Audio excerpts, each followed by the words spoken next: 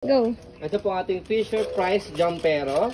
Like yung condition, working po yung kanyang sounds. Ayan. So yung demo baby namin is around turning 4 years old, 13 kg. Wag mo ilagay na. Okay. So hindi lang namin nilagay ito kasi mahirap siya kasi tanggalin kapag nasalpak na siya. Okay. So ayan. Wala po itong issue. So ayan po yung assemble po niya. Already clean.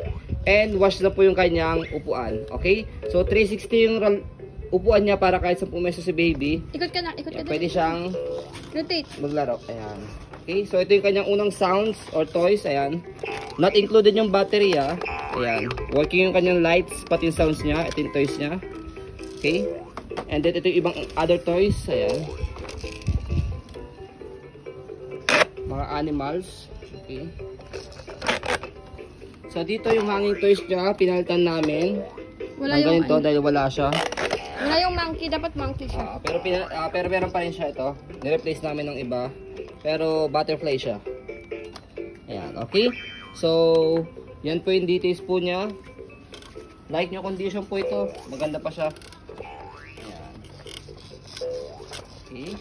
So, gagamitin na lang po ito ng baby po ninyo. Adjustable po ito So, meron po siyang number 1, 2, 3. Depende po sa laki na po ng baby po ninyo. Dito na-adjust po siya. Okay. Naka-number 2 lang to kaya medyo bababa yung anak ko. So, ayan. Combine nyo lang yan. Madali lang naman ito i-assemble. So, check nyo lang yung pinaka-picture niya para ma-guide po kayo kung paano po siya i-assemble. And then, okay na baby. Thank you. Alas ka po dyan. So, ito, papakita po namin sa inyo yung adjustment niya sa number. Oh, wait lang po. Ayan, dito sa ilalim. Ito. Ayan, may number 1, 2, 3. Okay. Doon lang sa isa, dalawa yung pipicture natin. Diba gustong-gusto niya pa niya? So, Tibay po niya ni Fisher Price. Yes. Branded So, ayan po, as you can see, very details po kami sa aming pong pag-video kasi kami siya policy, no refund, no exchange. What you see is what you get. Excuse me.